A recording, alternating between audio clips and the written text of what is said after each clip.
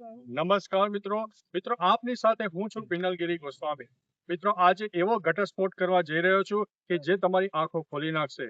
તમે પણ શ્રદ્ધામાં માનતા હોય, આસ્થામાં માનતા હોય તો આ વિડીયો મિત્રો તમારા માટે રહેલી છે। મિત્રો દશામાને 10 દિવસ પૂર્ણ થઈ ચૂક્યા છે અને દશામાની મૂર્તિઓનું વિસર્જન પણ થઈ ચૂક્યું છે, પરંતુ આપણને એવી આશા હતી કે દશામાં 10 દિવસ આપણને આશીર્વાદ રૂપ રહેશે અને તે આસ્થા સાથે આપણે હંમેશા તેમની પૂજા અર્ચના કરતા હતા અને પવિત્રતા પણ એટલી જાળવતા હતા। મિત્રો આજે એવા તમને દ્રશ્યો બતાવીશું કે તમે આ દ્રશ્યો જોઈને ચોંકી જશો, કારણ કે લાંભેલની નજીક આવેલી એક નહેરમાં જે એકદમ દૂષિત પાણી છે અને દૂષિત પાણી એટલી હદે છે કે તેની આરપારની કોઈ વસ્તુ જોઈ શકાતી નથી। મિત્રો દૂષિત પાણી એટલી ગળીએ છે કે જેની અંદર ઢોર ઢાંકર નાવા પણ જાય છે અને મળમૂત્ર પણ અંદર રહેલા હોય છે અને ભયંકર દૂષિત પાણી હોય છે, જેમાં કપડાં પણ ધોવામાં આવે છે અને તેની અંદર ગટરનું પાણી પણ જાણે કે મિશ્રિત થઈ હોય તેવા દ્રશ્યો ગતિમાન થયા છે। મિત્રો દશામાને 10 દિવસ પૂર્ણ થઈ ચૂક્યા હતા અને લોકોએ આસ્થાભેર જ્યારે મૂર્તિઓનું વિસર્જન કર્યું ત્યારે એ મૂર્તિઓના વિસર્જિત પછી શું હાલત છે તમને જોઈ શકો છો, કારણ કે આ જે દ્રશ્યો છે ચોંકાવનારા હોઈ શકે છે।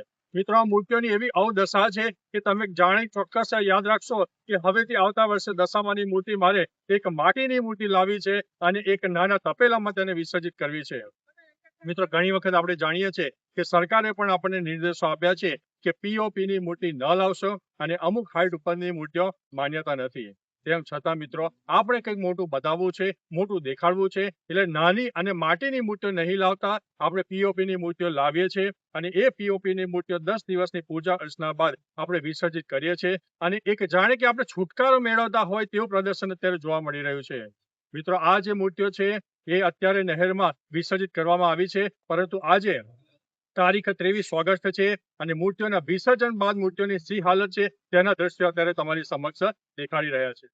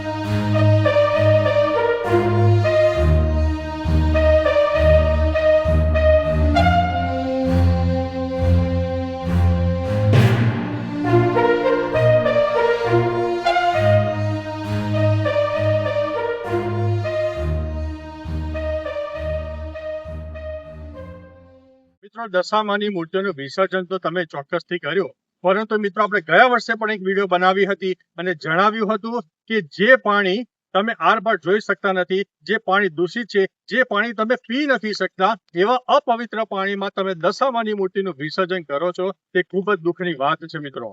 મિત્રો મહત્વનું છે કે આ જે મૂર્તિનું વિસર્જન થઈ ચૂક્યું છે એક આસ્થાનો વિષય છે, પરંતુ તેની પછીની જે હાલત છે તમે જોઈ શકો છો. મિત્રો હજુ પણ ગણપતિના દિવસો નજીક આવી રહ્યા છે, તો મારા જે ભક્તજનો છે તેમને મારી નમ્ર અપીલ છે કે તમે જ્યારે ગણપતિનું વિસર્જન કરો ત્યારે તેની જગ્યા પવિત્ર હોય, પાણી શુદ્ધ હોય, વહેતું પાણી હોય તેવામાં મૂર્તિનું વિસર્જન કરજો, જેથી આપણી હિન્દુ આસ્થાને ઠેસ ના પહોંચે. મિત્રો આવા જ વિડીયો સાથે આપણે ફરીથી મળતા રહીશું. ત્યાં સુધી અમને રજા આપશો. નમસ્કાર.